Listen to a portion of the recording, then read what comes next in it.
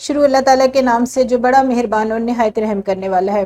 अस्सलाम वालेकुम प्यारे बच्चों, कैसे हैं आप सब लोग। मुझे यकीन है कि सेहतमंद और तंदुरुस्त होंगे। मैं हूं आपकी मौलमा हिना और हम पढ़ेंगे आज जमात शिशम उर्दू की किताब में से उसका सबक नंबर 3 तंदुरुस्ती हजार नेमत है का 5वां हिस्सा। आज हम इस सबक का आखिरी हिस्सा पढ़ेंगे। इस सबक के हासिल ताल्लुम कुछ यूं है, कम अज कम 200 अल्फाज पर मुश्तमिल मजमून लिखना। यानी इस सबक की तकमील के बाद आप इस काबिल हो जाएंगे कि आप 200 अल्फाज पर मुश्तमिल एक मजमून लिख सकेंगे किसी भी मौजू पर। अपने इस सबक को हम इस्लामी नुक्ता नजर से देखते हैं।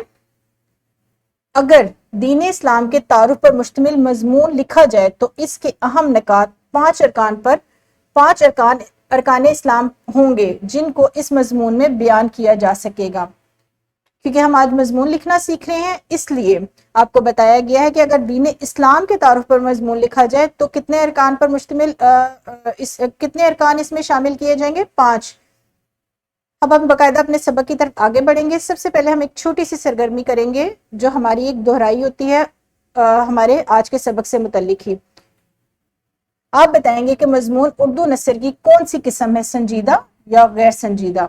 जी बच्चों, आपने अपने मौलम को बताना है कि हम जो मजमून लिखना आज सीख रहे हैं वो उर्दू नसर की कौन सी किस्म है, संजीदा है या गैर संजीदा है।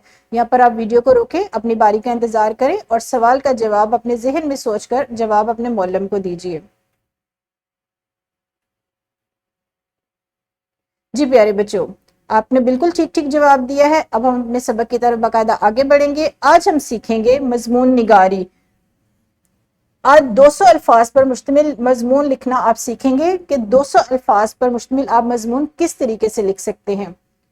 जी मजमून लिखने का तरीका आपको सबक नंबर 3 सीरतुल नबी सल्लल्लाहु अलैहि वसल्लम में तफसील से बताया जा चुके हैं। आप मजमून लिखने का जो तरीका है वो सबक नंबर 3 में पहले ही सीख चुके हैं। अब हम एक छोटी सी सरगर्मी करेंगे ताकि इस सबक में भी आपको अच्छे और बेहतर तरीके से मजमून लिखना आ जाए। आपने क्या करना है, मजमून बानवान सेहत एक नेमत का खाका तराशना है। आपने 200 अल्फाज पर जब आपने खाका तराशना है तब आपने इस बात का ख्याल रखना है कि हमने मजमून कितने अल्फाज पर मुश्तमिल लिखना है, 200 अल्फाज। 200 अल्फाज पर मुश्तमिल मजमून लिखने से पहले आप उसका खाका तराशे अपनी कॉपी पे, और जब आपके मौलम आपसे पूछें आप उनको अपनी कॉपी दिखाइए और उनको बताएं कि आपने इस तरीके से खाका तैयार किया है। जी तो बच्चों, अब खाका तराशने के बाद अब हम अपने मश्क की तरफ बढ़ेंगे जो हमारे सबक का दूसरा हिस्सा है। मश्क का सवाल, सेहत एक नेमत। जी बिल्कुल, जिसका भी आपने खाका तराशा है, खाका तैयार करके आपने अपने मौलम को दिखाया है, उसी मजमून पर अब आपने 200 अल्फाज पर मुश्तमिल एक मजमून लिखना है। और जो आपने कहाँ पर लिखना है, अपनी कॉपी पर। जिस कॉपी पर आपने अभी खाका तैयार किया है उसी खाके के नीचे आप लिखें मुकम्मल मजमून, जो सिर्फ और सिर्फ 2 अल्फाज पर मुश्तमिल होना चाहिए।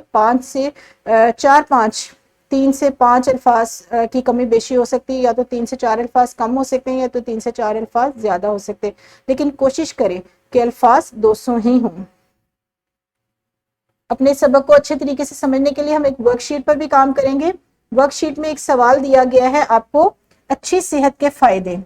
आपने अच्छी सेहत के फायदे पर एक मजमून मजीद लिखना है। एक तो आपका अपना कॉपी का काम है जो आपने मश्क का सवाल उसके ऊपर लिखना है, इसके साथ साथ आपने वर्कशीट पर भी काम करना है। और आपने किस पर मजमून लिखना है, उसका आपने खाका तराशना नहीं है। आपने सिर्फ और सिर्फ 200 अल्फाज पर मुश्तमिल एक मजमून लिखना है, अच्छी सेहत के फायदे।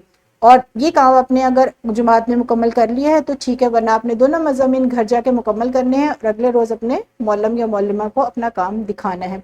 यहाँ पर अपने सबक को ख़त्म करेंगे। मुझे उम्मीद है कि आप आज सबक नंबर 3 के साथ सबक नंबर 4 को भी शामिल करते हुए बेहतर तरीके से मजमून लिखना सीख चुके होंगे और आपको ये सबक भी बहुत पसंद आया होगा।